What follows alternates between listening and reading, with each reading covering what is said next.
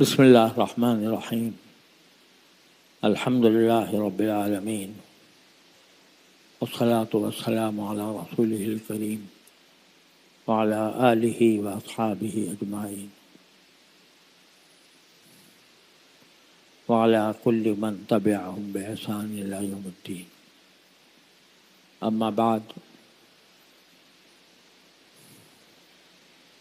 محترم بھائیوں، دوستوں اور بزرگوں، السلام علیکم ورحمۃ اللہ وبرکاتہ. پچھلے 2-3 جمعوں میں نے عرض کیا تھا کہ اللہ تعالیٰ کی نعمتوں کا شکر ادا کرنا یہ بڑی عظیم عبادت ہے، اور جو شخص اس عبادت کا عادی ہوتا ہے تو اللہ تعالیٰ اس کو بہت سی باطنی بیماریوں سے بھی محفوظ رکھے. اب شکر ادا کرنے کا کیا طریقہ ہے،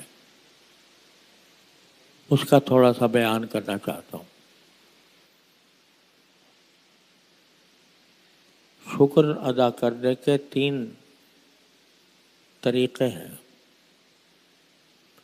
ایک زبان سے شکر ادا کرنا، ایک دل سے شکر ادا کرنا، اور ایک عمل سے شکر ادا کرنا. زبان سے شکر تو یہ ہے کہ جب بھی انسان کو کوئی اچھی حالت پیش آئے، کوئی ایسا واقعہ ہو جو انسان کے لیے خوشی کا باعث ہے، تو اس پر فوراً زبان سے اس کے الحمدللہ نکلے. اس کی عادت پڑ جائے کہ جب بھی کوئی اچھی حالت ہو تو بے ساختہ زبان کے اوپر اللہ کا شکر آ جائے. گرمی لگ رہی تھی، ہوا کا جھونکا چل گیا، اچھا لگا تو زبان پر فوراً آئے الحمدللہ. بھوک لگ رہی تھی، کھانا اچھا سامنے آ گیا، دیکھتے ہی زبان پر آئے کہ الحمدللہ کھانا سامنے آ گیا، اچھا آ گیا. غرض ہر خوشی کی بات پر اور ہر اس چیز پر جس سے انسان کو راحت ملے شکر ادا کرے.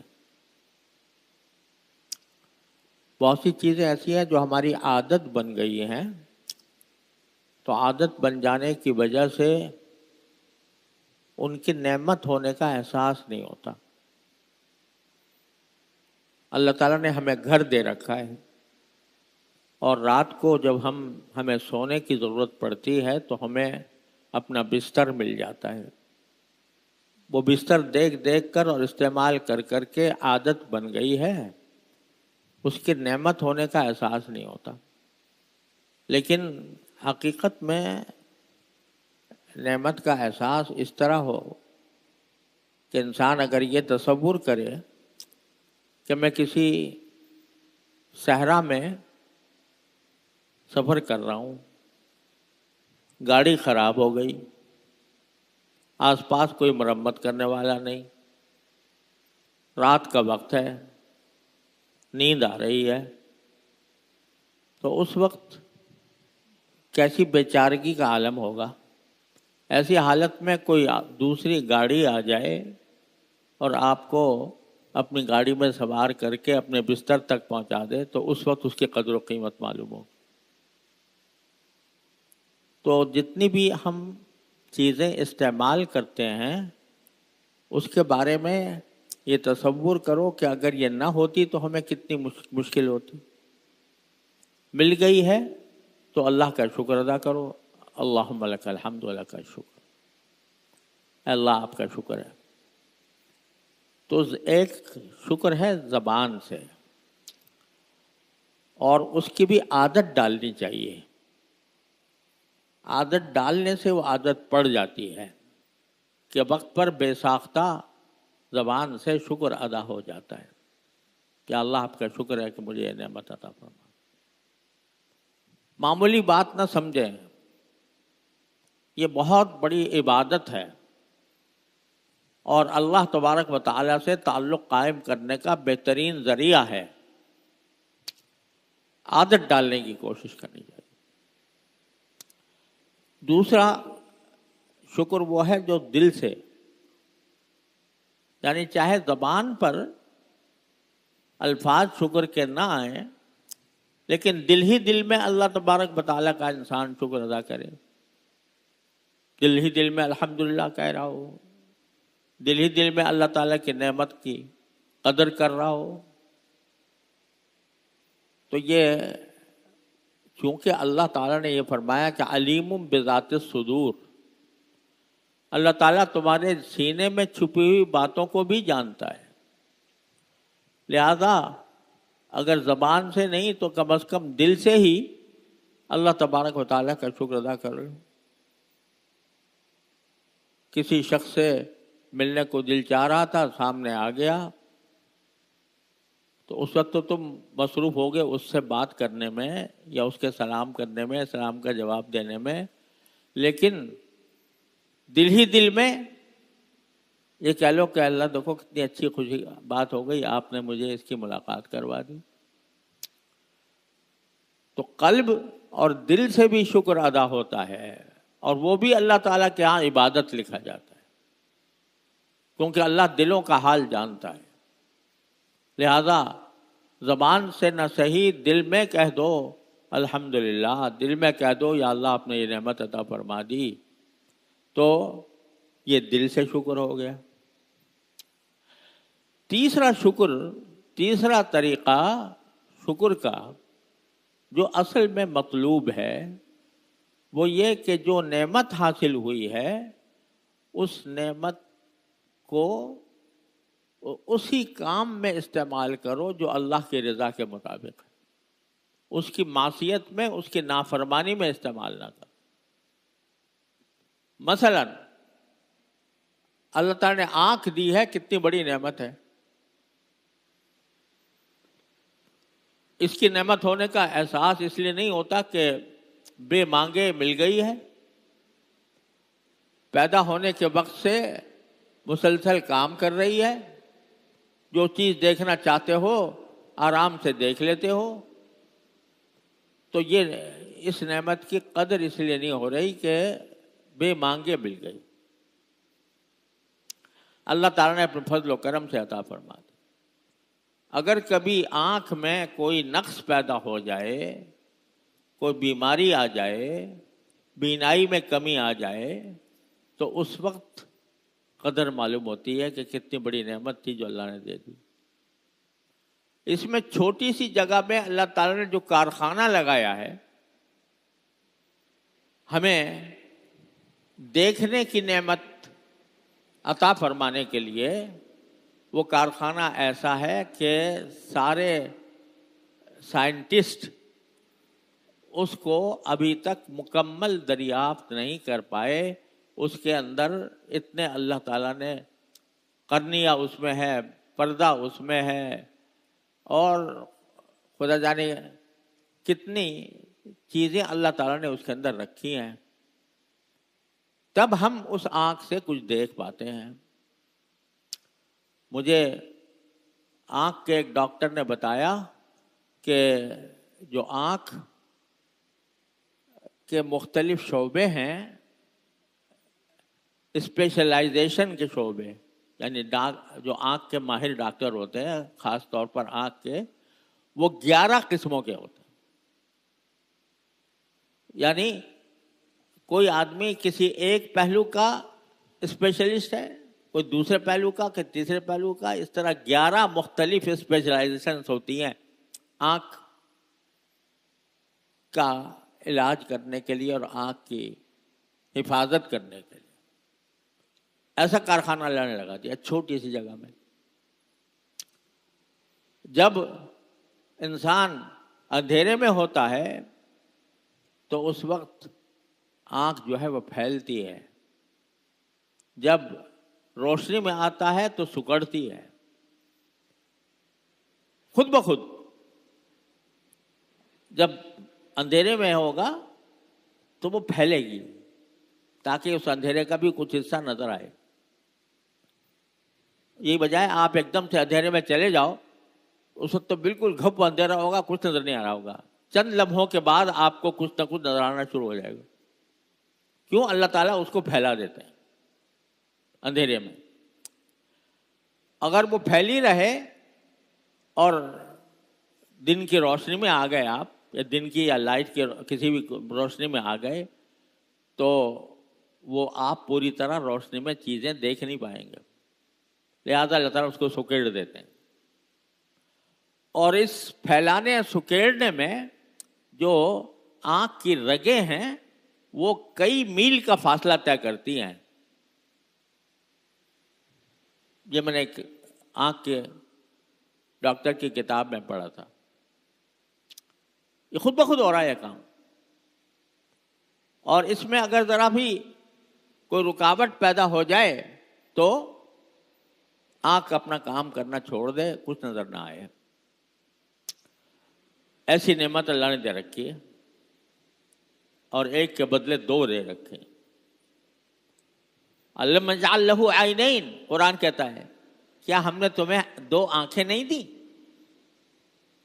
تو یہ آنکھوں کی نعمت اللہ تعالیٰ کی ہے. تو اس اللہ تعالیٰ کی اس نعمت کا شکر یہ ہے کہ اس آنکھ کی نعمت کو نیک کاموں میں استعمال کرو اور اللہ کی نافرمانی میں استعمال سے بچاؤ. اس کو یہ شکر کی اصل حقیقت ہے. اس نعمت کو استعمال کرو ایسی جگہ جو اللہ تعالیٰ کی رضا کی جگہ ہے. مثال کے طور پر والدین پر محبت کی کسے دیکھو، والدین کی طرف نگاہ کرو محبت کے ساتھ. تو والدین کو محبت کی نگاہ سے دیکھنا، یہ بعض روایات میں یہ آیا ہے کہ یہ ایک حج اور عمرے کے برابر ہے. ایک لمحے میں آپ نے آنکھ کو اللہ تعالیٰ کی رضا کے لیے استعمال کر لیا، والدین کو دیکھ لیا، تو اس سے کیا ہوا کہ آپ کو ایسا اتنا ثواب مل گیا جیسے ایک حج اور ایک عمرہ کر کے ملتا. بعض روایات میں یہ آیا ہے کہ جب وہ روایت درست سندن کمزور ہے لیکن معنی کے اعتبار سے صحیح ہے کہ جب کوئی شوہر اپنی بیوی کو محبت کی نگاہ سے دیکھتا ہے اور بیوی اپنے شوہر کو محبت کی نگاہ سے دیکھتی ہے تو دونوں کو اللہ رحمت کی نگاہ سے دیکھتا ہے.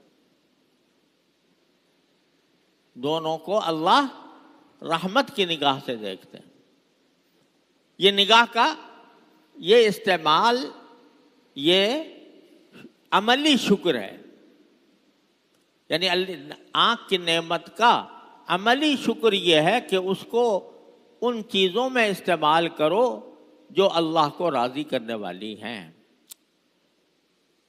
کسی شخص کے اوپر، کسی بھی انسان پر محبت کی نگاہ سے دیکھنا، ترس کھا کر دیکھنا.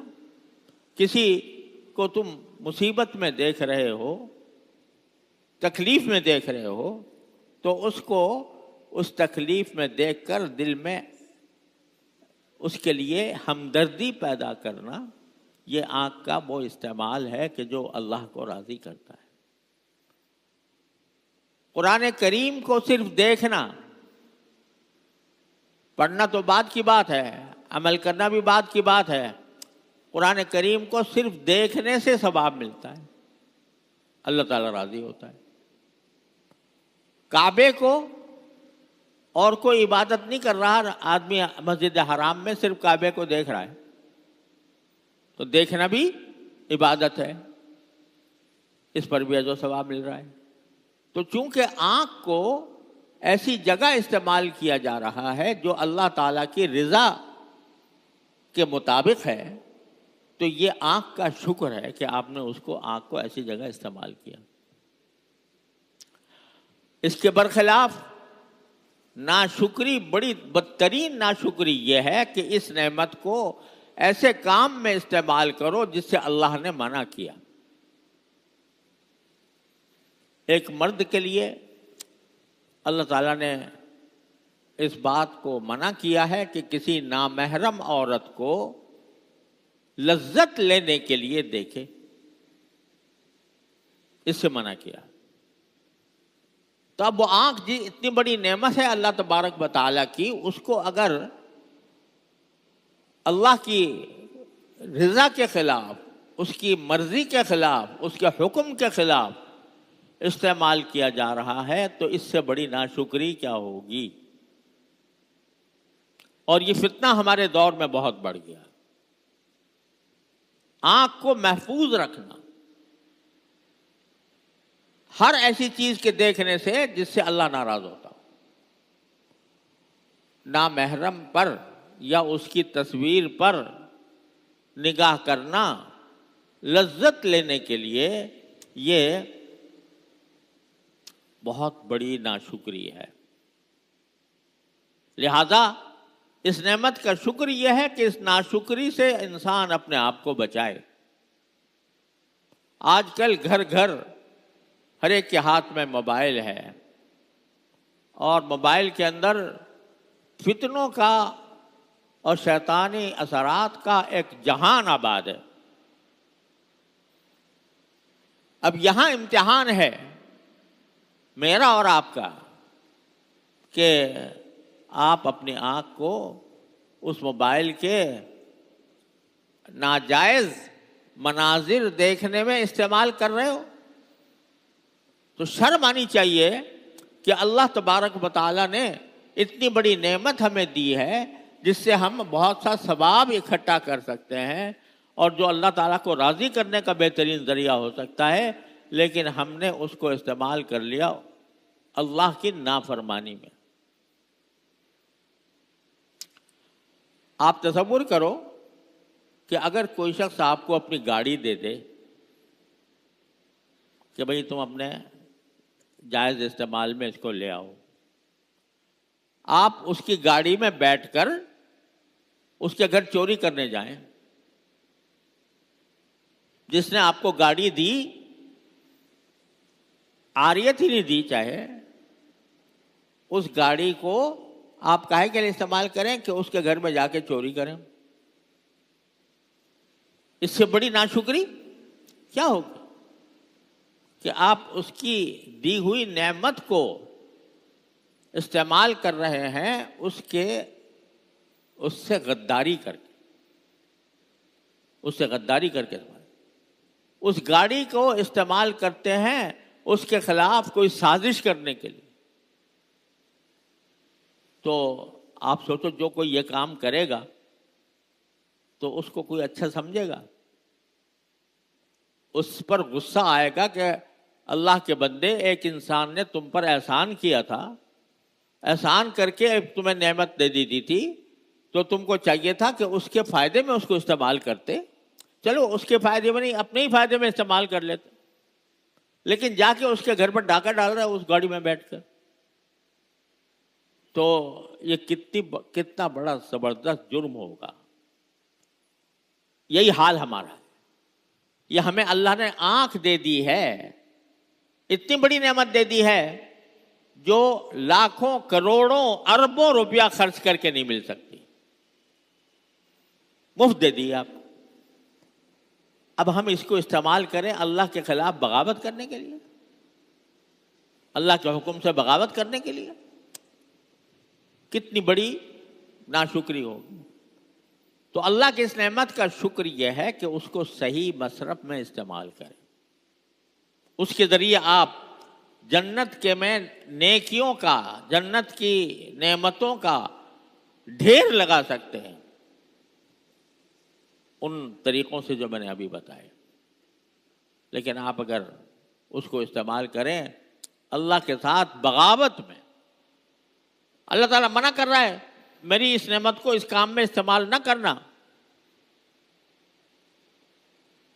مگر ہم اس کو استعمال کر رہے ہیں۔ پھر ایک فرق یہ ہے کہ میں جو مثال دی نا آپ کو کہ گاڑی کسی نے دی تھی، احسان کیا تھا، تو اس احسان کا بدلہ آپ نے چکایا کہ اس میں جا کر اس کے گھر پر ڈاکہ ڈال دیا۔ اچھا، اس میں تو یہ بات ہے کہ جب آپ ڈاکہ ڈال رہے ہو تو اس سے چھپ کر ڈالو گے،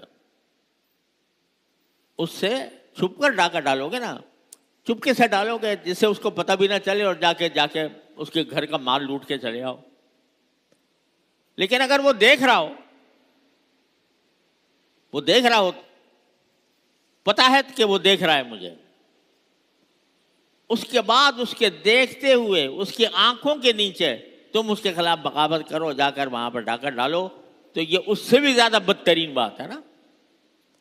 تو اللہ تبارک و تعالیٰ نے جو نعمت دی ہے وہ صرف دے ہی نہیں دی بلکہ ہر لمحے تمہیں دیکھ رہا ہے، لہذا اگر اس کی حکم کے خلاف بغاوت کرو گے اور اس حکم کے خلاف اس کو استعمال کرو گے تو اس کا ایسا ہے جیسے محسن کے آنکھوں کے سامنے اس کی غداری کی جائے۔ تو یہ شکر کا یہ پہلو جو عمل سے کہ انسان اس نعمت کو منعم کے مرضی کے خلاف استعمال نہ کرے، یہ شکر۔ دوسرا عملی شکر یہ ہے کہ جس نعمت سے اللہ تعالیٰ نے آپ کو سرفراز فرمایا، اللہ نے تمہارے اوپر احسان کیا کہ وہ نعمت دے دی، تو اب اس نعمت کو دوسروں کو فائدہ پہنچانے کے لیے استعمال کرو۔ یعنی اللہ کے احسان، جس طرح تم پر احسان کیا اس طرح تم دوسروں پر احسان کرو۔ ابھی آنکھ ہی کی مثال ہے، تو یہ اللہ نے نعمت دی ہے، اللہ نے احسان فرمایا ہے، تو اب اس نعمت کو نہ صرف یہ کہ اپنی حد تک محدود رکھو بلکہ اس سے دوسروں پر احسان کرو۔ دوسروں پر کیا احسان کرو؟ کوئی آدمی بیچارہ کوئی ہنر کا کام کرتا ہے مگر وہ اناڑی ہے، اس کو آتا نہیں ہے، تو آپ آنکھ سے دیکھ کر اس کو بتاؤ کہ بھائی یہاں تم یہ غلط کر رہے ہو، اس طرح کرو، اس کو سکھا دو۔ اس سے آنکھ کا بھی استعمال صحیح ہوا، زبان کا استعمال بھی صحیح ہوا، اور اس کے نتیجے میں جب اللہ نے تم پر احسان کیا تھا تم نے دوسروں پر احسان کیا۔ قرآن کریم فرماتا ہے وَأَحْسِن كَمَا أَحْسَنَ اللَّهُ إِلَيْكَ، جیسے اللہ نے تم پر احسان کیا ہے تم بھی دوسروں پر احسان کا معاملہ کرو۔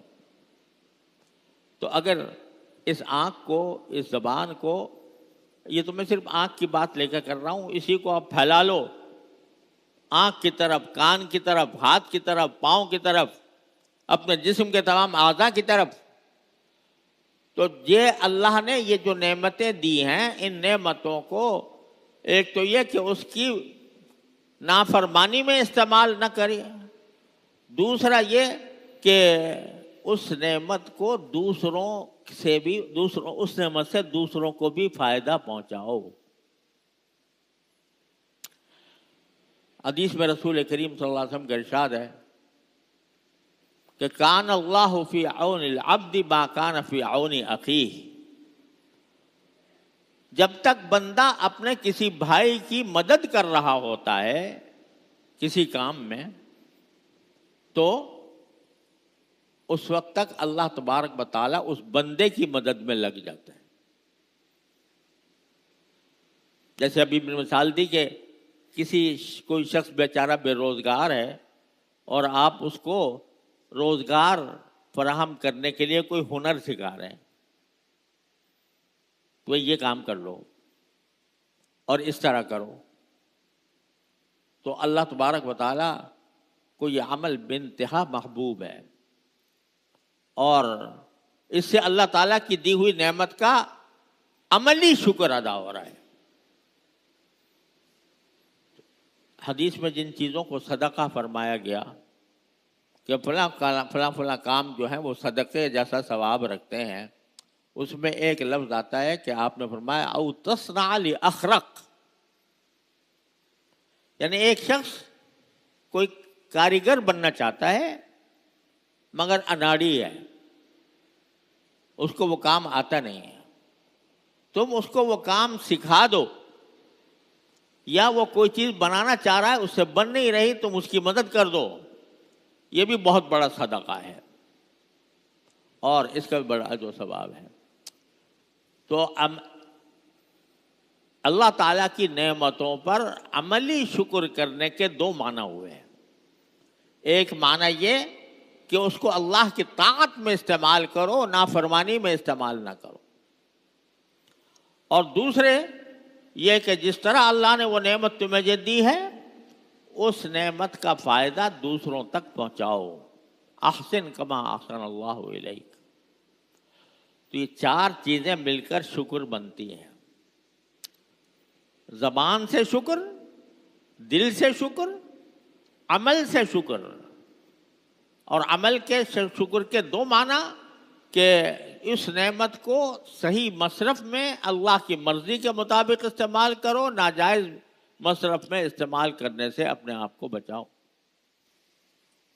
اور چوتھے یہ کہ اس نعمت سے دوسروں کو بھی فائدہ اٹھانے کا موقع دو۔